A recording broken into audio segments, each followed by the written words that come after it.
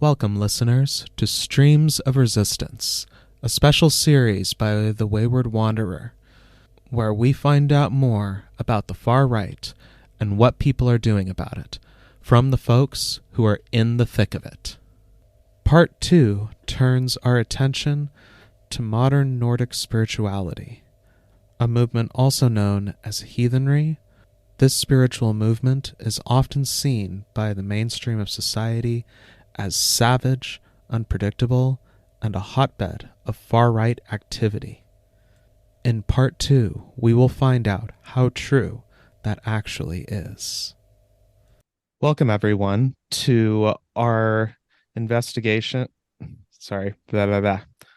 Anyway, welcome, everyone. In this section, we are going to be getting into what is the state of modern heathenry. The heathen movement is a broader current of spirituality that branches off from paganism in some ways and tends to focus more on material and sources that come from the Nordic regions of Scandinavia and Central Europe. With me today are Scott Earnest, Rune Rasmussen, and Eric Scott to give everybody a bit more of an understanding of what's going on in this community now. So thank you again, everyone, for being on today. And I think a good place to start would be just for y'all to introduce yourselves and where you're coming from and what your experiences are in this movement. Okay, I'll go ahead and go first. My name is Scott Earnest. I actually am a former white nationalist and former folkish Odinist. Um, I was involved on Stormfront. I was a moderator. I was also a recruiter for an offline white nationalist group called Pioneer Little Europe Kalispell in Northwest Montana. And I was a member of several other groups, including the Oath Keepers, which many will know from January 6th. Um, and I left the movement in 2016. Pretty much, I originally left quietly, but I kind of got antagonized by Andrew England of the Daily Stormer when I left, and decided to earn my days against my former associates and um, became an associate of Christian Picciolini and his organization, and eventually created my own organization called Hands of Eir Inc. Alongside another former extremist heathen. And we basically we specialize in helping pagans and heathens get out of extremism, as well as LGBTQ people getting out of the movement. I myself am non-binary. My pronouns are he, they, and that's pretty much the gist of me.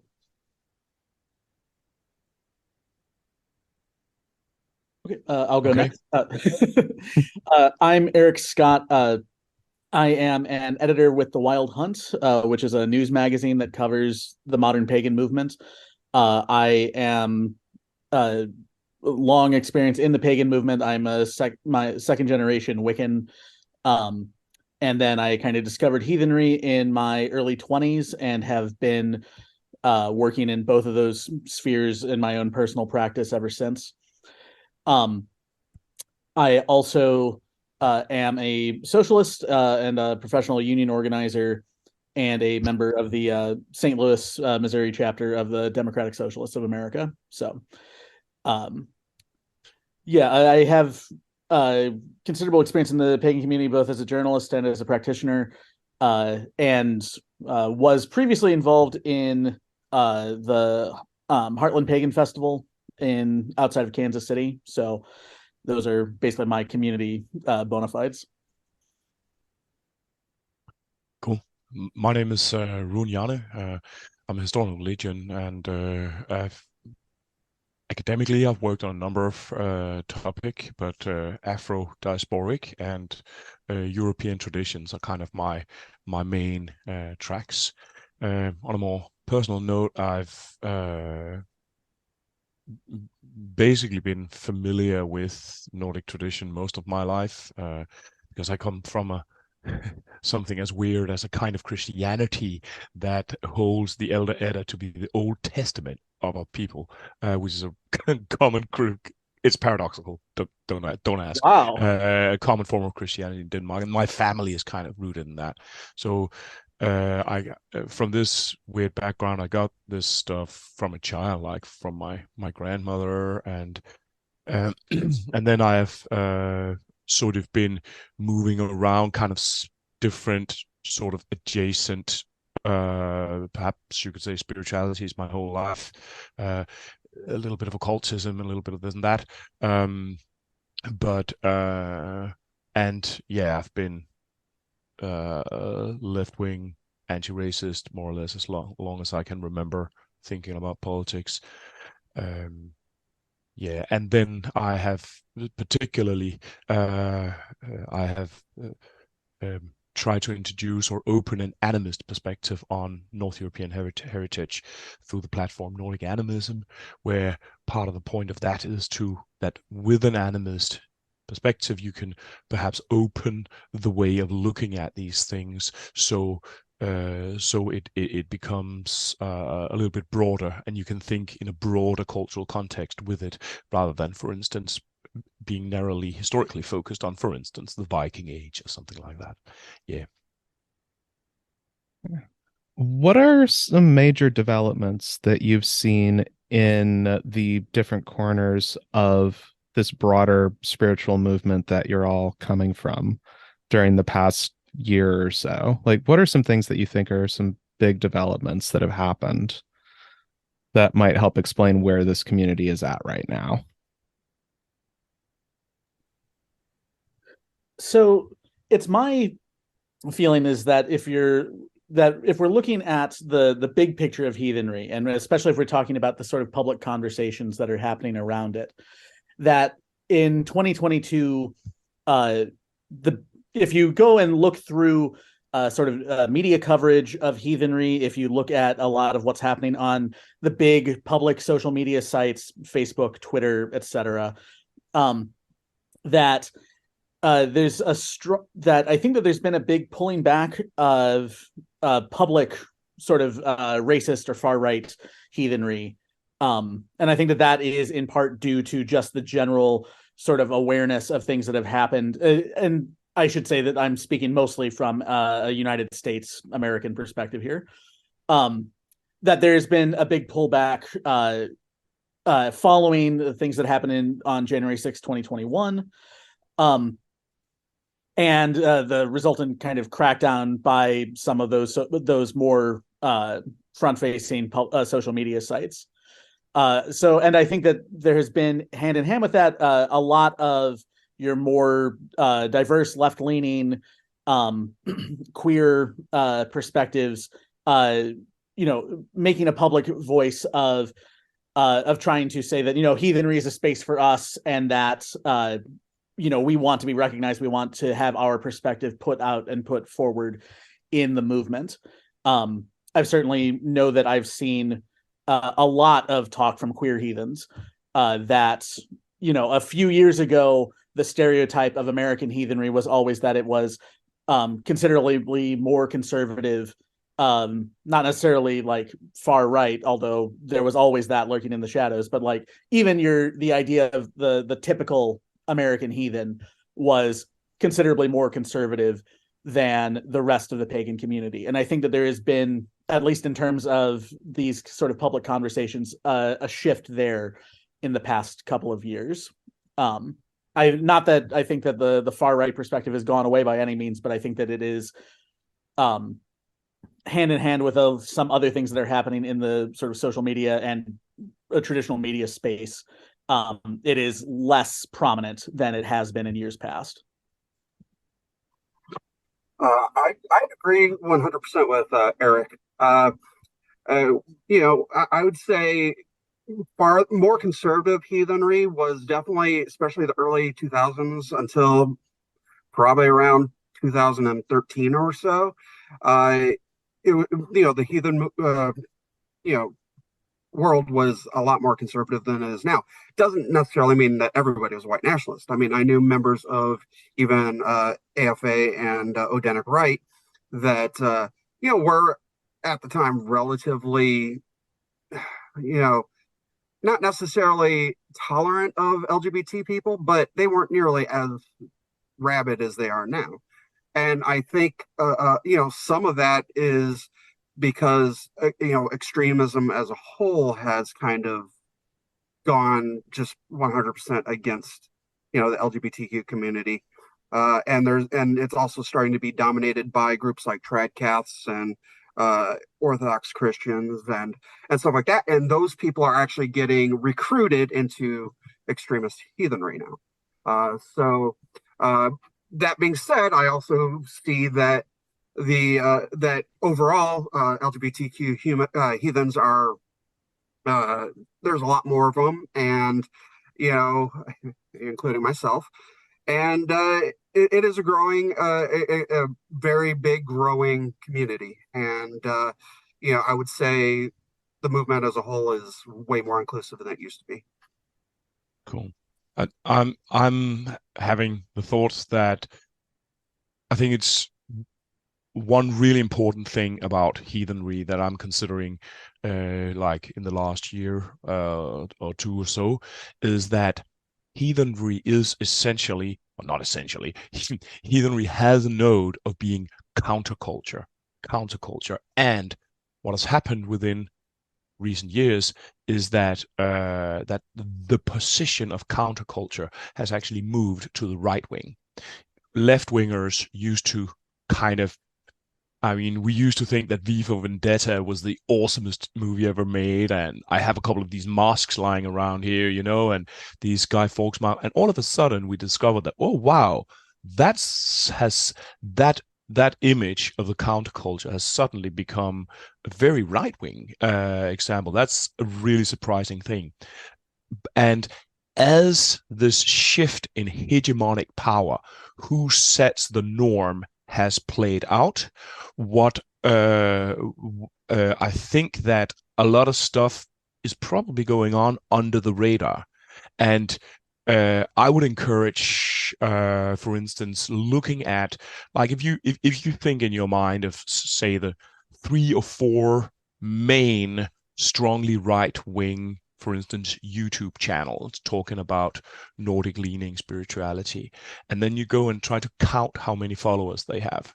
If you then think of the 3, 4 strongest left-wing leaning YouTube channel, and you go and find how many followers there are, then you're going to see an image that is not as appealing.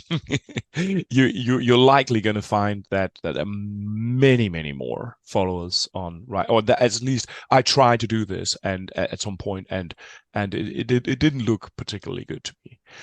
However, I still think that that this hegemonic power, where, for instance, today strongly bigoted voices are basically being suppressed out of, for instance, social media spaces and so on. That means we don't see them as much, and it's probably a good thing. I mean, if I was the owner of Facebook and my platform had caused atrocities in Burma, I think I would also kind of do something, but I think it can also mean that it can be difficult to see what's actually going on. So that's just like one little comment. Here in Scandinavia, or particularly in Denmark, where I'm from, I noticed something that I think is actually really positive, and that is that I think there's a shift in how the attempts to recover Nordic spirituality is being portrayed in public media, where in Denmark there used to be a focus on the infantile and the ridiculous as the kind of the general image of sort of the heathen. But in the last year, there has been a couple of TV portrayals. I was myself part of one of them, that were very, very loyal, and all of them posed women. One of them was exclusively women. The other one was there was 3 persons where I was the only guy and there was two women. So there's a strong female focus that I've noticed. And this is also a little bit more in culture, wider in culture, and that I think is a really positive thing, because it shows sort of a general opening in the culture. I also sense, because the way that I'm thinking about this thing is a little bit like academic leaning towards sort of decolonizing perspectives and these kind of things, and animism particularly. And I sense a kind of a steady going sort of enforcing of that way of thinking and the animist way of thinking.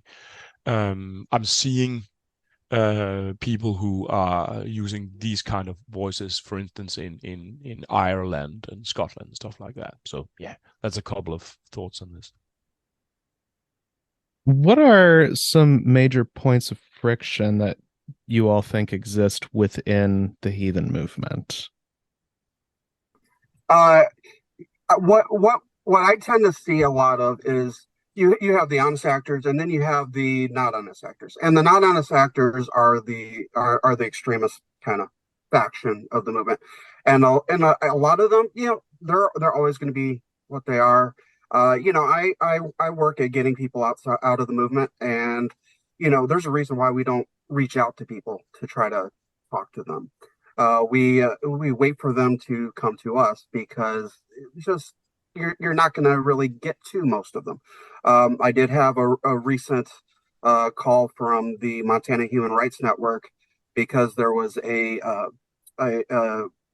Wotensvoke member that was working at the prison in I think it was Butte, and so they contacted me and asked me anything I knew about them.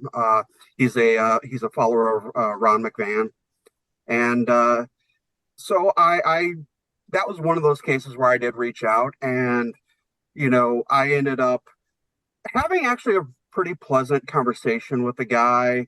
He didn't really understand what he was getting into, and so he kind of he dug in. He said there's nothing wrong with who I'm hanging around with or anything like that, and he basically even outed his daughter as LGBTQ, which I had to kind of chew him out for. But that's somebody like that is few and far between in extremism. So we're always going to end up having friction, unfortunately, and that's that way with pretty much every religious group. And I don't know what else I can really say about that. It's sad, but kind of true.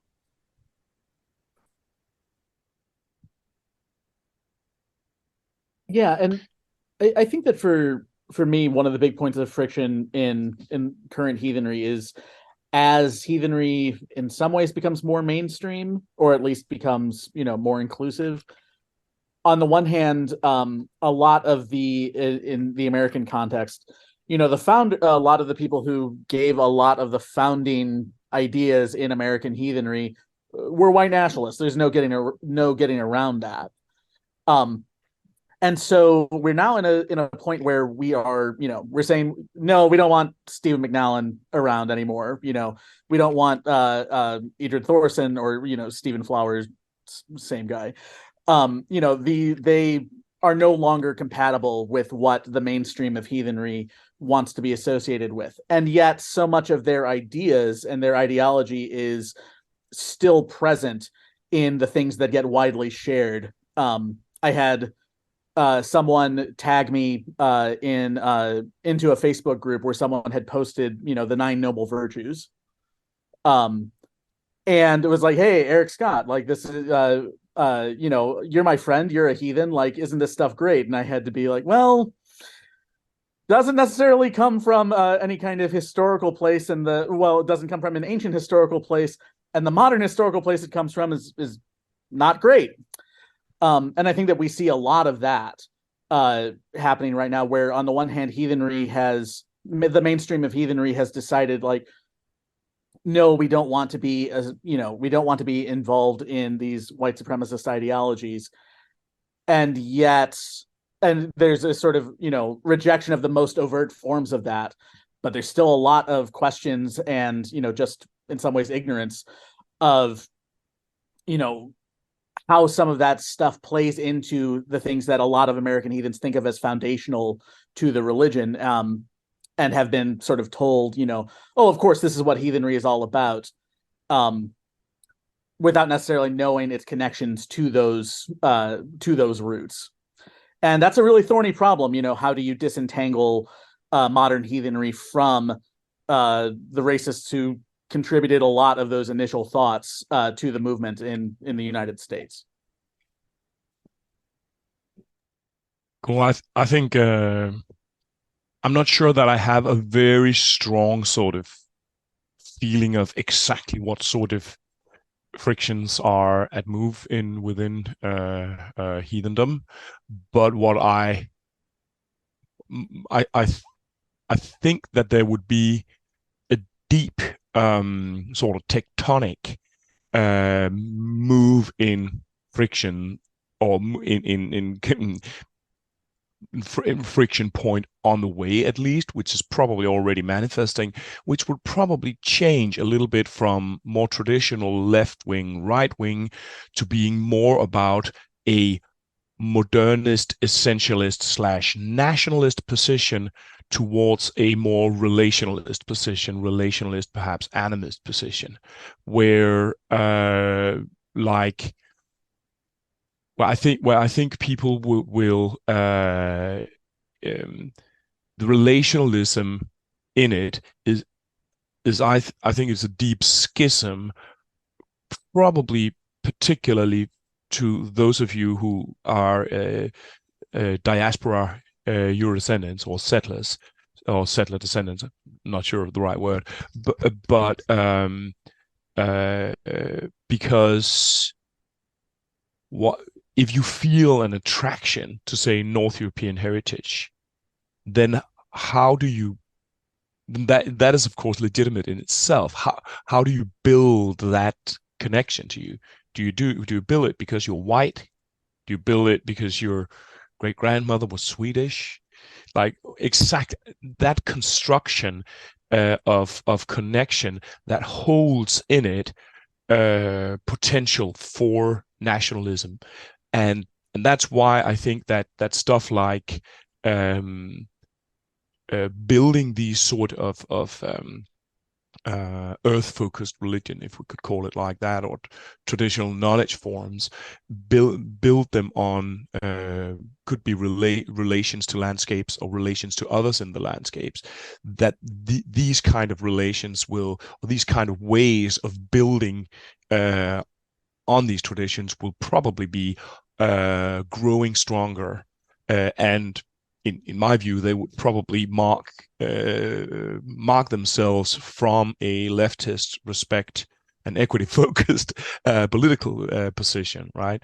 And that will form some changes. Like, as a European, often listening to Americans and interacting a lot with Americans, I'm super fascinated by Americans, by the way. You guys are awesome in so many ways.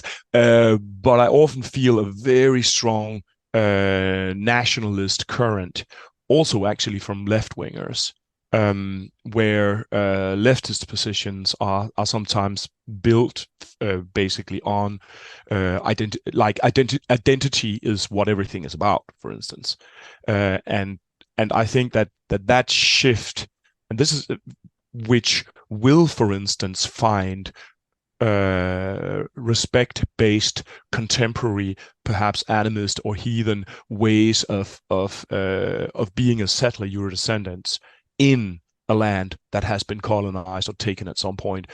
That, I think, that is not an easy task, and it's on your table. I think Americans will save the world somehow, because you're probably the guys who will find the answers to those questions. And I think that is some of the major points that will be coming our way.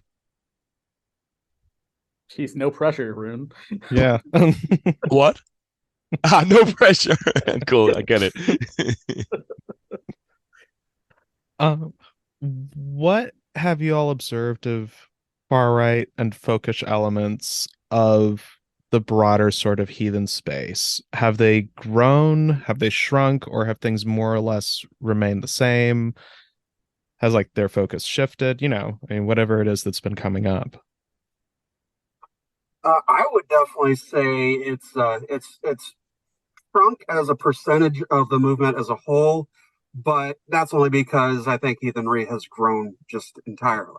Um, I also think that the far right in Heathenry has grown, but just not to the same percentage. And I think they're also kind of reaching this point where they're starting to, in order to get some of these, Christian identity, Tradcath, and all these other groups to join them, they're starting to kind of loosen up the idea of what they consider heathenry as well.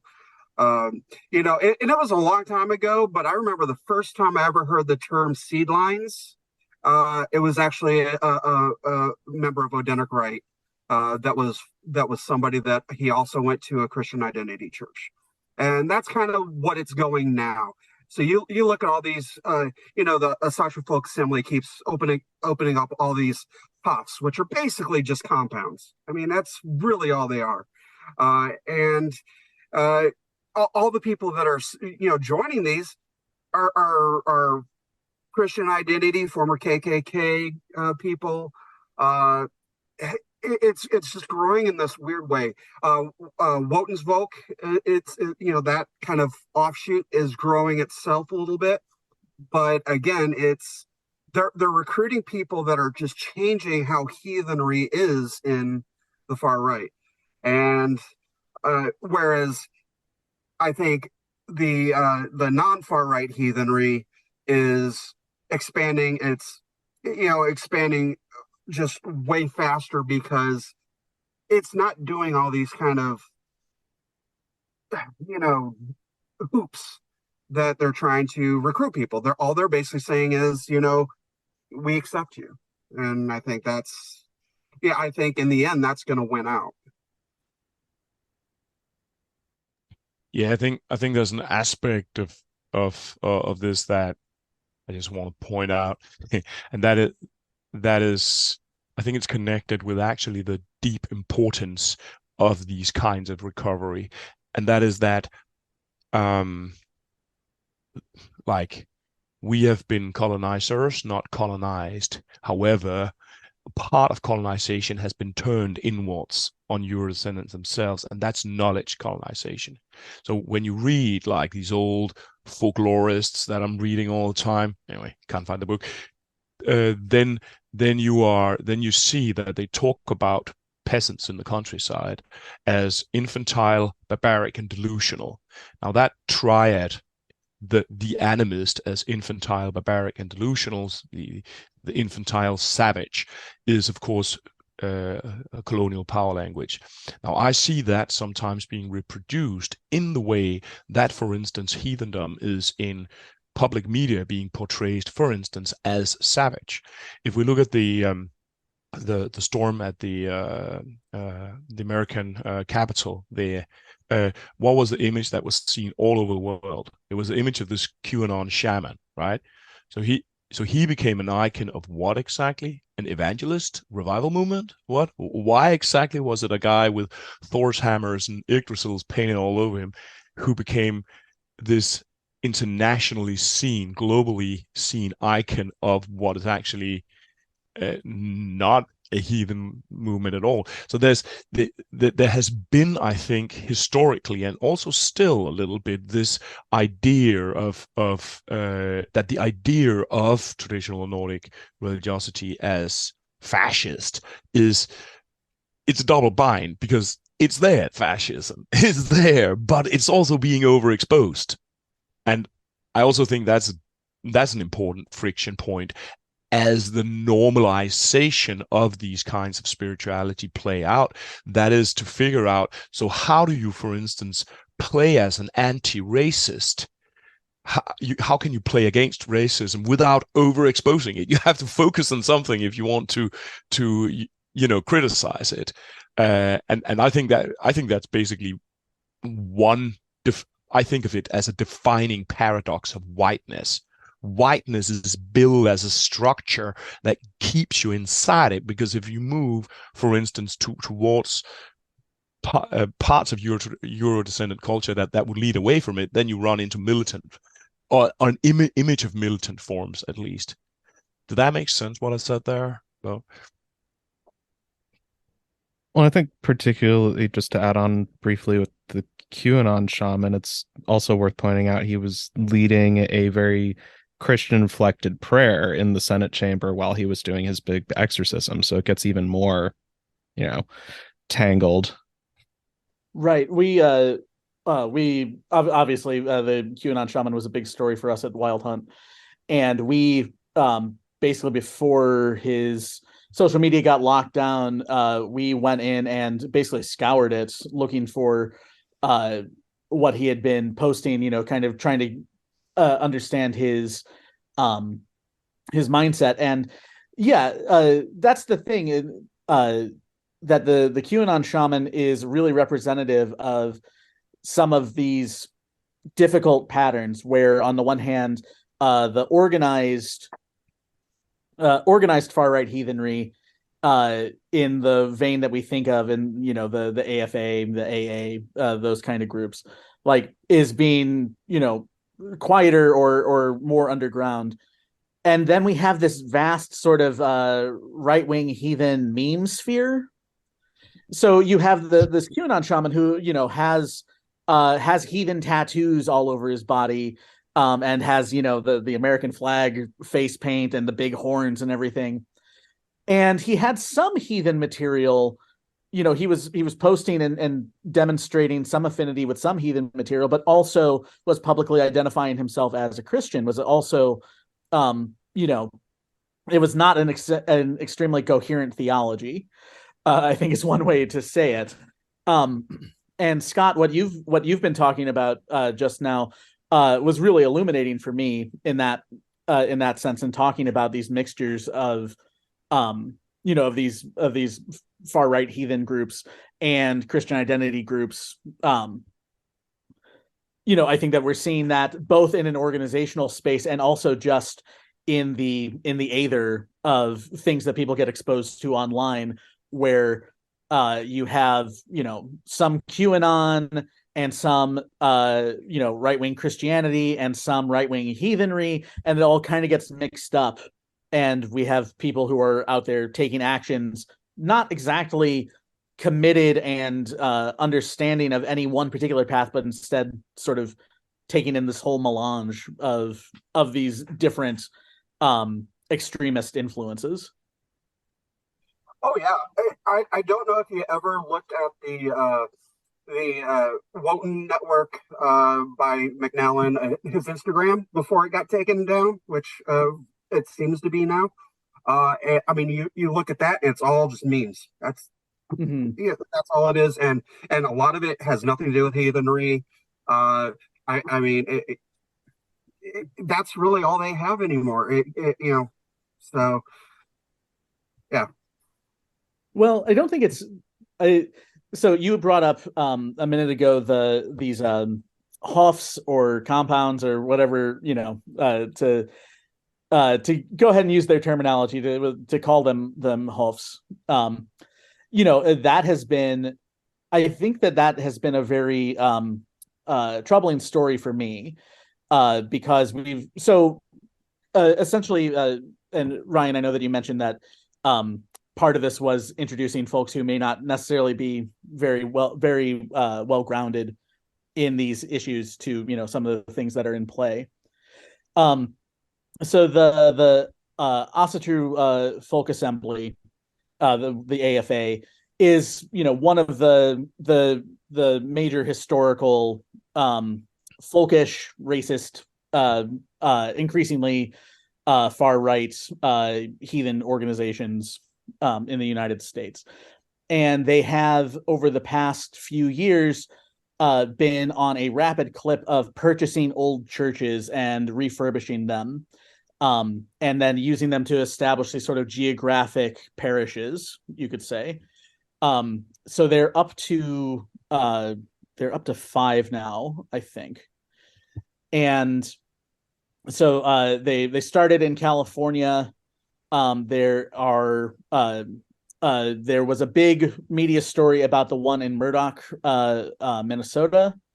There was a lot of national coverage about that one.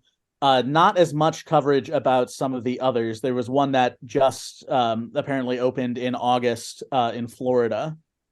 And Tennessee is another one. Yeah. Tennessee. And North Carolina.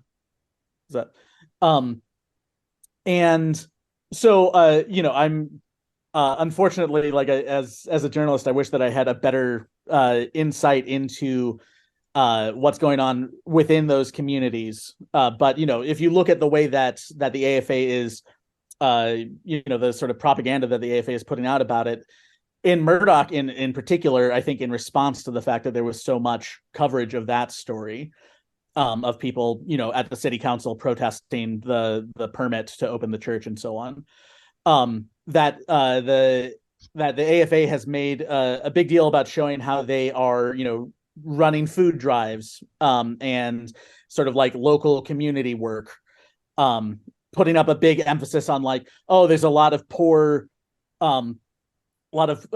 impoverished, unspoken but meant to be seen white people in those areas that that are being ignored by the government, being ignored by the woke left or whatever.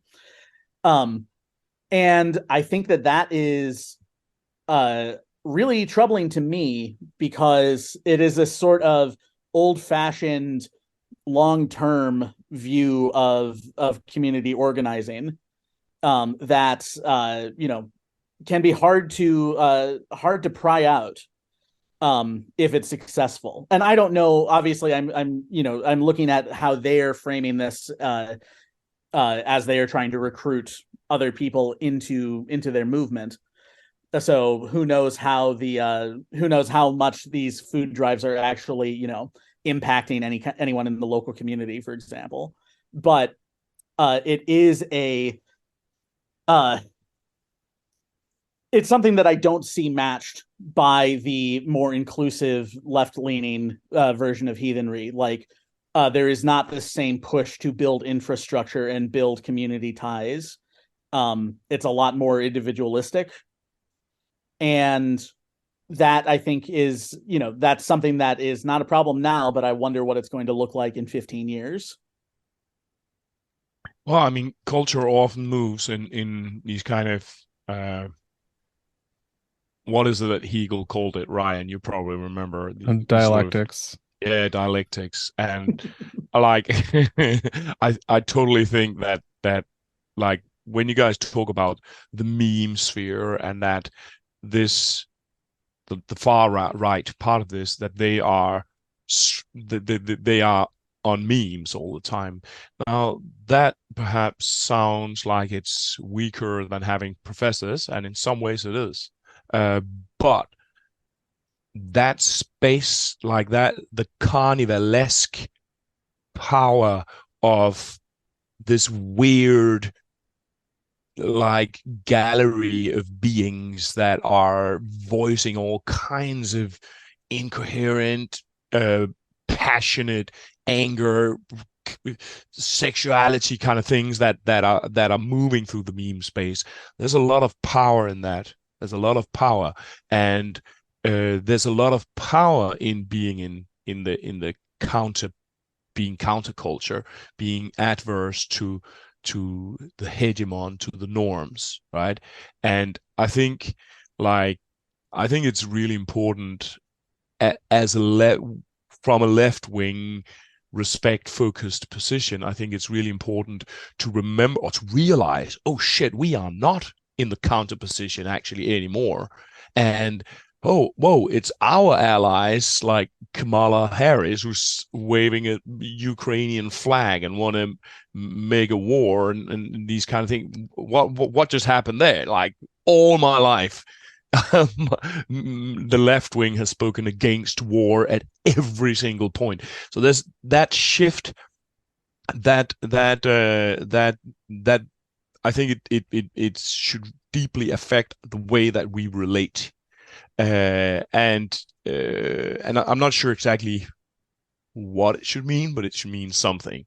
Like, I'm kind of intuitively trying to adapt a little bit my cancellation practices that they used to be very, very sharp, and they're a little bit less sharp now. And that's part of that is that I feel that the power has shifted, and that kind of calls for different ways of addressing the other, basically. And I also think that when we talk about this whole Jotunheim of chaotic things that goes on, where a lot of it is on the far right, I also think actually it's worth considering what I personally consider the main message of mythology, which is to build relation to other rather than to sever yourself from other, and that the rupture from other is what causes the Ragnarok. It's when the forces of cosmos and order and harmonious coexistence and the forces of chaos, it's when they grow out of touch that everything just descends in this Christian style absolute war between something that's demonic and something that's angelic, right?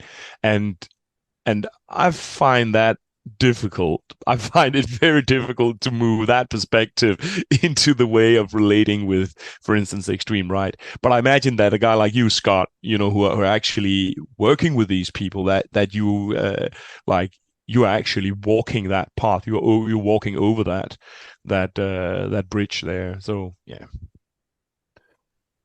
I go across that bridge anytime I can.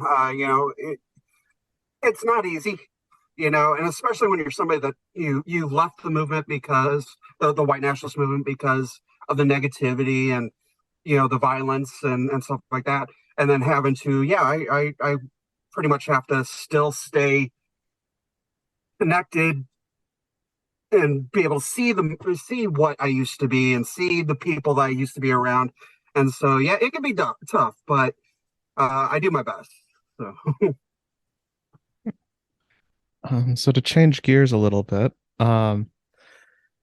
moving more broadly to other things that are happening out in the world, because we've also seen, particularly within the past year, an intensification of things like anti-trans and generally anti-LGBT attitudes in broader society, the passing of laws like Florida's Don't Say Gay bill, and criminalization of transition services, and I think Mississippi or Missouri, one of the two.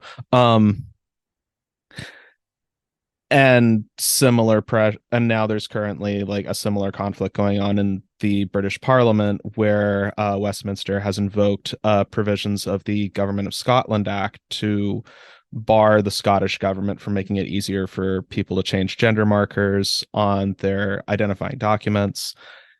And also, you could say more generally, there's been a lot of, like, you could almost say like return of the satanic panic happening in a lot of quarters.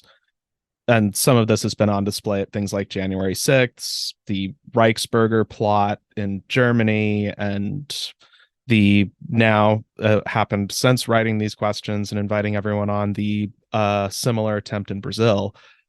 How has that been like responded to, received? Like, how is this showing up inside the heathen community and in sort of the broader movement? Like, how are people responding to these things that are happening in a world where history is now happening every week?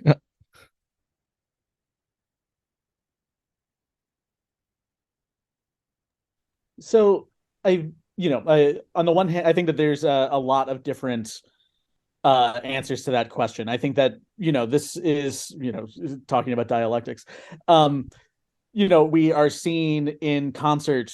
I think it's no coincidence that we see this big rise in these right-wing legislative responses to transgender people, at the same time that we are seeing a rise in public visibility of those same transgender non-binary people.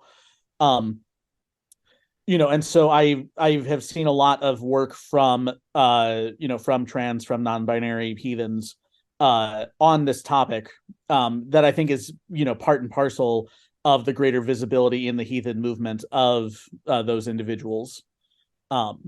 So there's that on the one hand. Like, I think that you're seeing a lot of people speaking out who are in heathenry and who are also queer, who are also trans, speaking out about these issues. And so that has been a part of heathenry in a way that it hasn't been in my experience. Like I said, I've been involved to some extent for about 15, 16 years.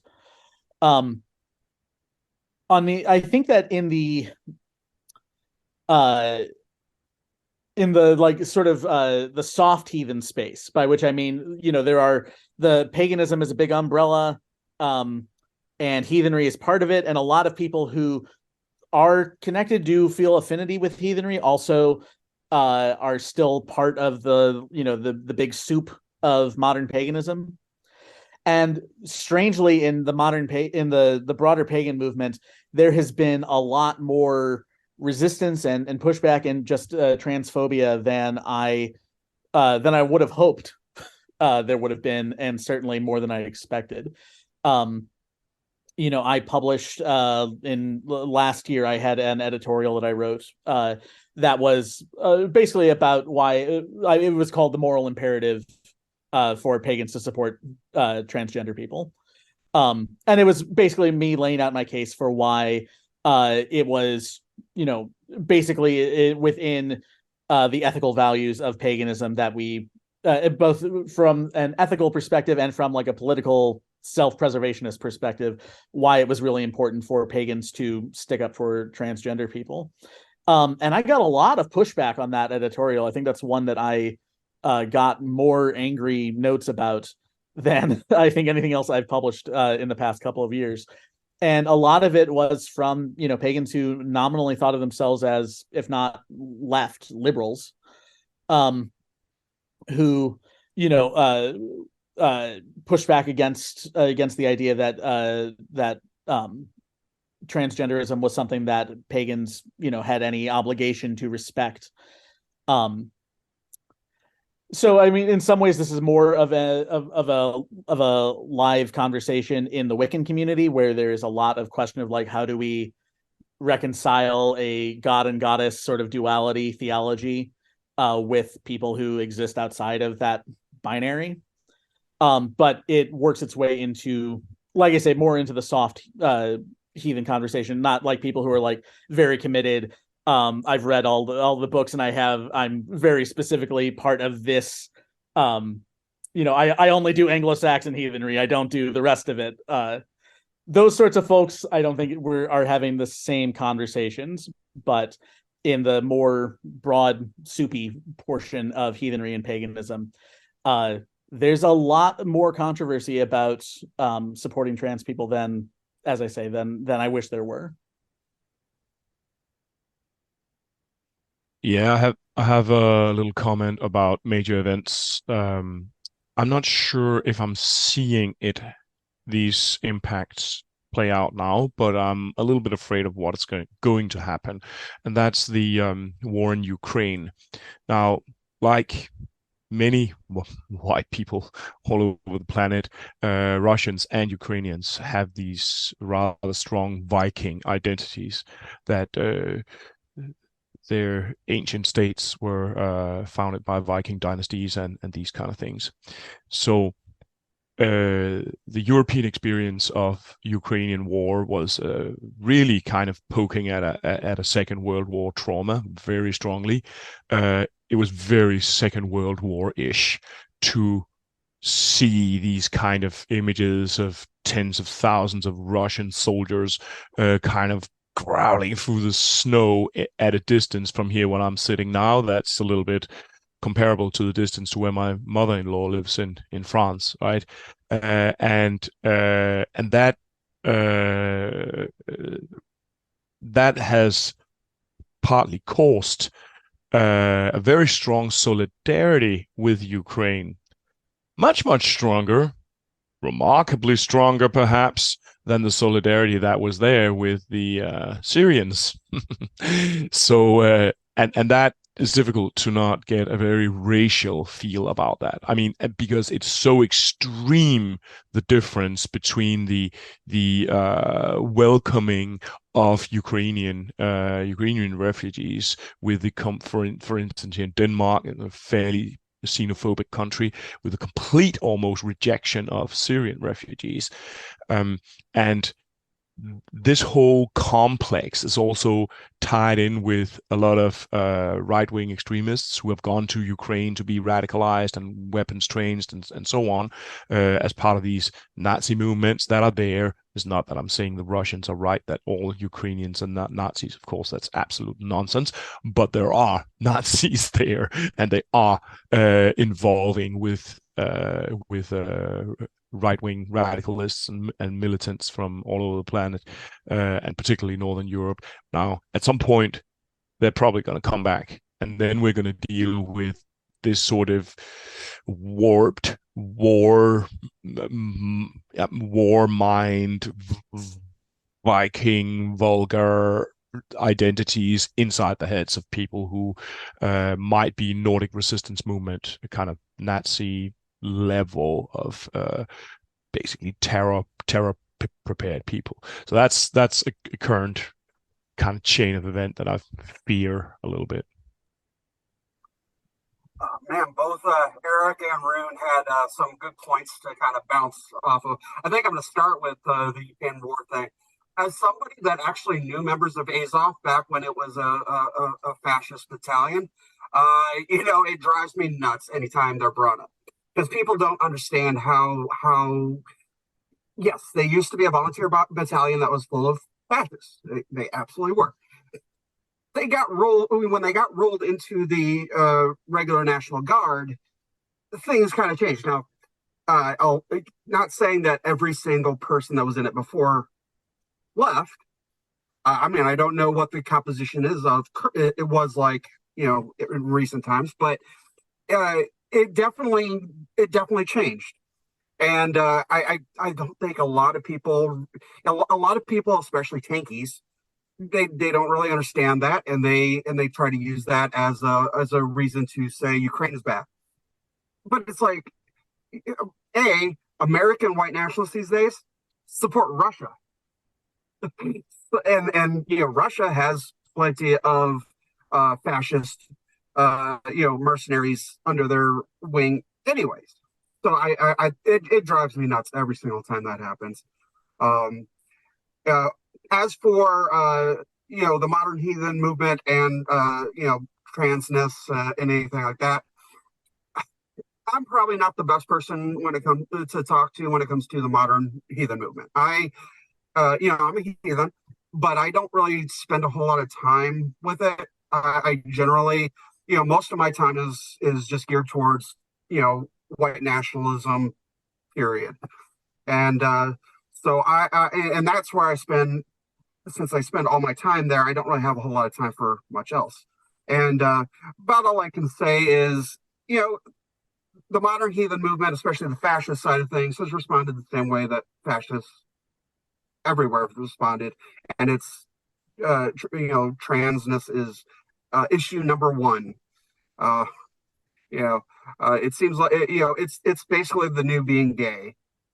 And so, when it comes to heathens outside of fascism, I really haven't paid much attention, but I have actually seen what Eric mentioned about a lot. There's a lot of people, and I will say it's part of the reason why the UK is the way it is. There's a lot of people that would consider themselves left, that especially feminists, that they consider themselves left and feminists, that they oppose trans people because they think they're helping women. And it unfortunately it is what it is. It would be nice to see more people move on. I mean, I changed. I wasn't the most anti-trans person when I was in the movement. I was definitely not the most anti LGBTQ person in general in the movement. I was actually the only Stormfront moderator that ever posted on Stormfront, why are we not allowing gay people into the movement?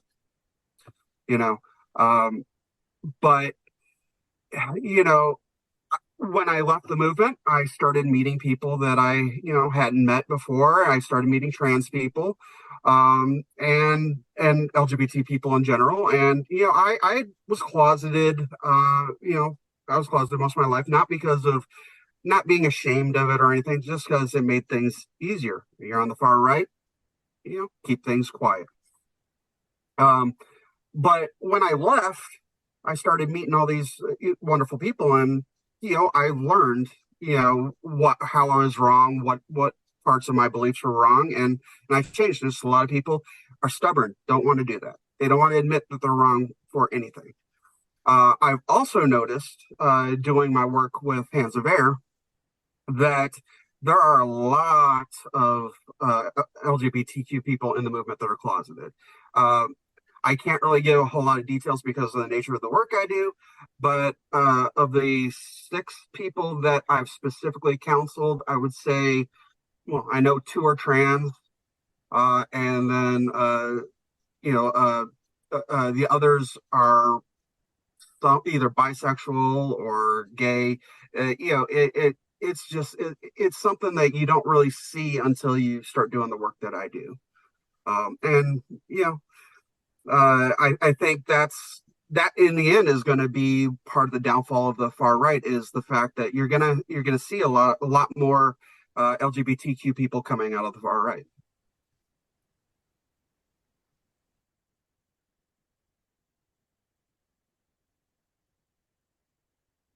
What do you think is most important for people outside of the broader heathen movement to understand about where this community is at and its relationship with the far right? Well, I think the most important thing for general communities to understand is that that these two things cannot be identified.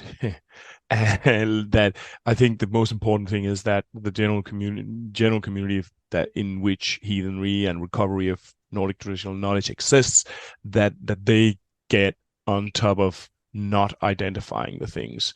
And that also includes not sort of perpetuating these stereotypes, sort of exotifying imagery. There was a article that was shared by The Guardian, I think, where that was the last all white church in America, something like that. So there was this very beautiful black woman who was at the time a student of journalism, who went into this all white kind of church. It appeared extremely clickbaity to me, extremely clickbaity, and it kind of, a hot black girl goes and visits the Ku Klux Klan. It was that kind of image you got from looking at that. It seemed to me that when you are applying, for instance, that sort of savagery here in the image of fascism to traditional Eurodescendant ways of knowing, then all rules of kind of journalistic decency are kind of off, and even the Guardian can go to that level of clickbaity stuff, and that's not because it's not there. Is there, but the kind of portrayal is extremely sort of focused on taking out that sort of exotifying kind of, what do you call it, tantalizing, titillating, titillatingly demonic aspects of that kind of religion. And I think the most important thing would be to move away from that. Well, I will say that I think that I think that they did a radio series with that journalist. And I will say that while the that initial image is pretty like clickbaity, I guess you could say. I do think that the story ended up being pretty good. And I thought she did better at the journalist in that story did better at getting some of those white nationalist figures in that church and in that community to talk to her than I have. So Cool. Yeah, I mean, she could have an IQ of 140 for all I know. I suggest checking out her Instagram, by the way. I haven't. My cousin has. He said he really liked it. I think for Ryan to give my take on your question, I think that the big thing that people need to know about heathenry right now is that heathenry is in a real place of, transition, to for want of a better word. In some ways, I think that what's happening to heathenry today is a lot like what happened to Wicca in the 90s and early 2000s, where there's this move away from like an organization based approach to the religion, where you have these organizations and the organizations have their own histories and they have their own founding figures and all of that, and they have their decades long beefs and splits, and knowing all of that history is really important to the heathen identity, to now a point where it is more of this free floating individual based knowledge out there on the internet kind of movement. That is, and so you have a lot more people who it is easier than ever to read a few things and say like, oh hey, this is me, I'm a heathen,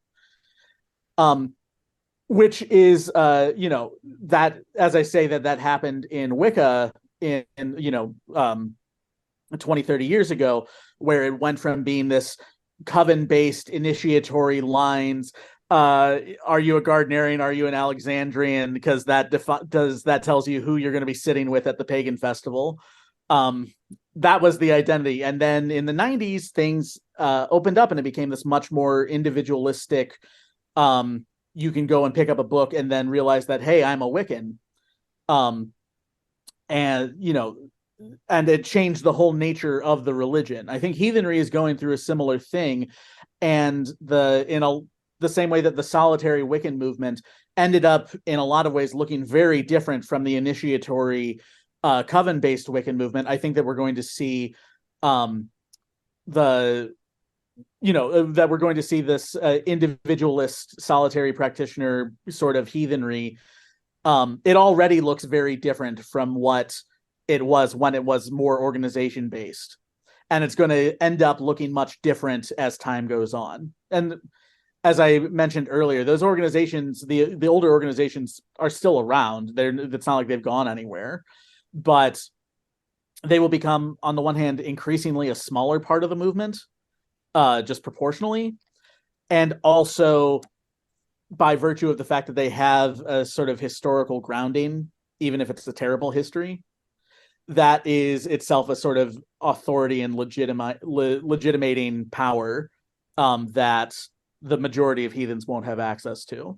So I think that that's the main thing, is that heathenry is not going to doesn't look today like it looked 5 years ago. It's not going to look the same way in 5 years from now. It's really changing very quickly. Yeah, I think that the changes are part of a global move towards earth-focused kinds of religion, and you see that African Americans are turning towards Orisha religions. You see indigenous peoples turning towards their traditional religions. Eastern Europeans, you see this very strong global move towards these things, and that is also a strong normalizing factor, I think, of stuff that until fairly recently was probably very fringe. And like another aspect that might, like a very concrete social aspect that can change that, is that today there are scholars who admit to be Nordic spirituality focused in one way or the other. Like, not long ago, there wasn't that wasn't the case anymore. It was a little bit more kind of cast as some crazy hippie thing or something like that. And that I think that changes a lot in sort of the composition of how it's operated into the norms that govern. Yeah, I remember, just a couple of years ago, it was a big deal in the introduction to Carolyn Larrington's translation of the Poetic Edda that she mentioned modern heathens and didn't say that we were crackpots. Like, that was a really big deal. And now, as you say, Rune, like, there are, we do have scholars, we have people who are, open about their involvement in the movement. Big change. I definitely think a lot of the changes in the heathen movement is due to the internet being ever present and, faster than it used to be. We have, easier ways of communication like Zoom and stuff like that. It definitely, it makes it easier to change. But I think one of the most important things for people outside of heathenry to understand, though, is just because you see a heathen symbol, it doesn't mean that the person's a white nationalist or fascist or anything.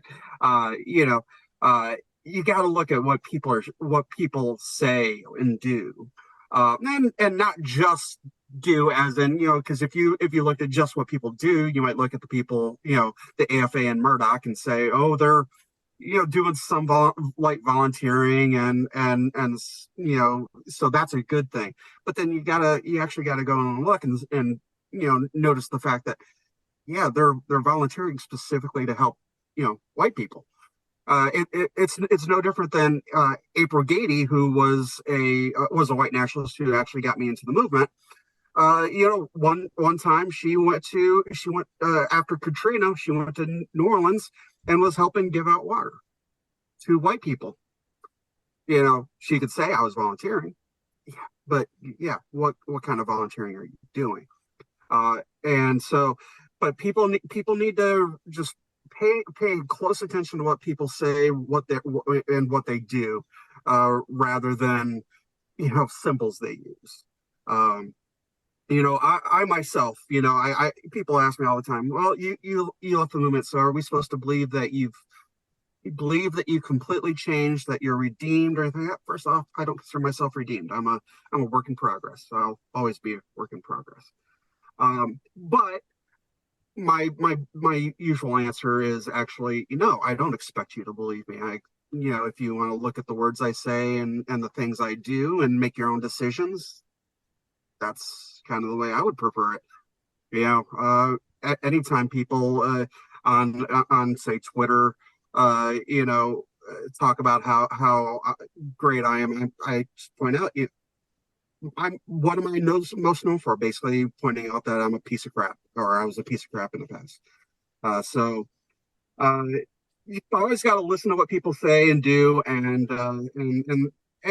just if you see a rune or something like that, it doesn't necessarily mean anything bad. So.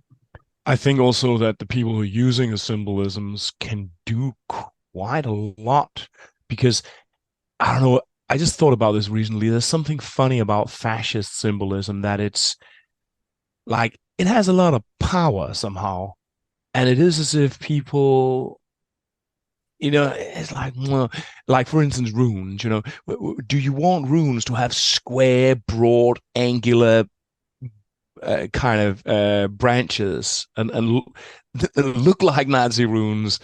Runes don't look like that on runestones. They don't look like that on Iron Age objects. They don't look like that in manuscripts. They basically don't look like that, except if they're made by fascists. So, like if you wanna, also, like, sometimes you see images of heathens who do stuff like they make a solar symbol, and they wrap cloth around it, dip it in oil, and put it on a raft and put it on fire. Why exactly would you have a get the idea that a cross-like thing on fire is a cool. It's such a specific idea. It's such a hugely specific idea. Why would you even do that? Like, if you look at North European heritage, there is so much. There is unending masses of symbolism that you can use for your tattoos, that you can, and I mean, literally unending. And it's incredibly graphic and it's incredibly powerful. And you just kind of just go to the library and pick up whatever book on Iron Age symbolism, and it just kind of it rolls over you in a huge deluge kind of, so I think there's that like for instance, when I'm working with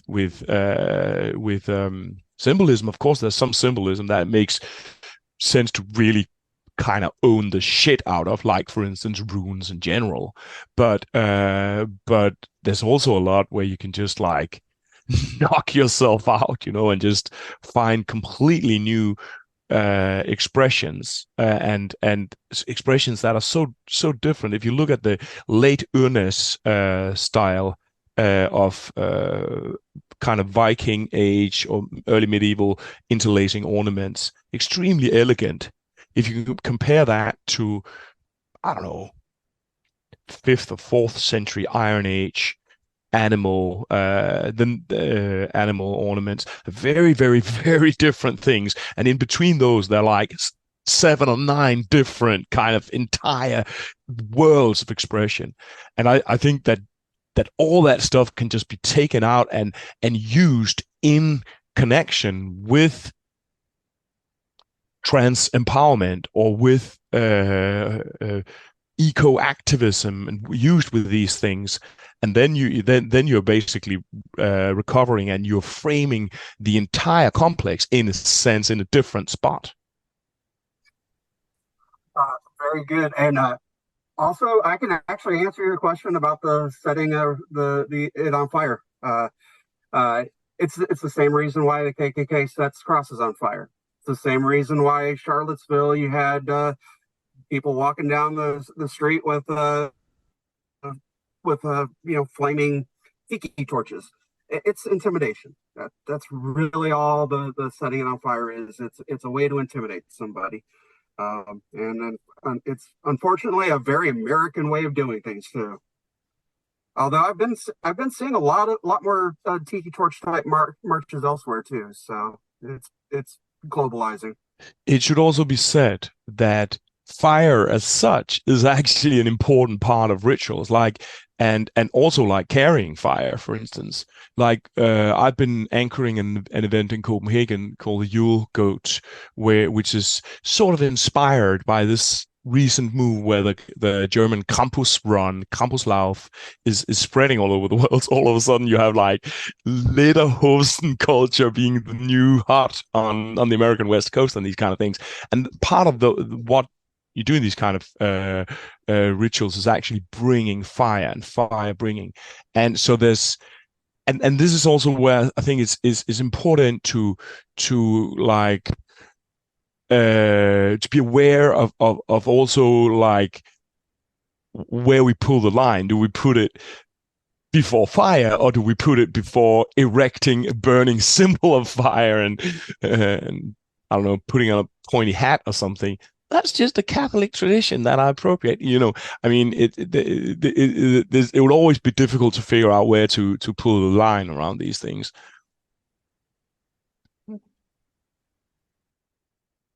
Well, thank you all again. It's been great having you all on. Before we wrap up, do you all have any links, pluggables, or anything that people can go to if they want to find you and find out more? Yeah, if you want to find me, then look for Nordic Animism on a lot of different social media pages, or on Google. I have a home site. Yeah, you can see my writing at wildhunt.org, and then I am at Eric O. Scott on Twitter. You can find me at MX Scott K Earnest on Twitter. I'm pretty mouthy, so it's pretty easy to find me. Other than that, you can also find the website for Hands of Eir Hands of Eir Inc. at handsofair.org. Yeah, I had fun. I thank you for having me. I'm not much of a public speaker, but I do my best because you know it's important. It was great having you and having y'all on.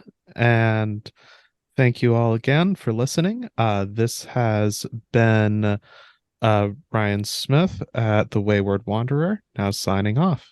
If you enjoyed this podcast and want to help support more work like this, then please head on over to patreon.com/waywardwanderer. $5 a month gets you early access to podcast episodes, ad-free listening, monthly patrons-only live stream sessions with your host and author of The Way of Fire and Ice, Ryan Smith, and more. Please head on over to patreon.com/waywardwanderer. Thanks for listening.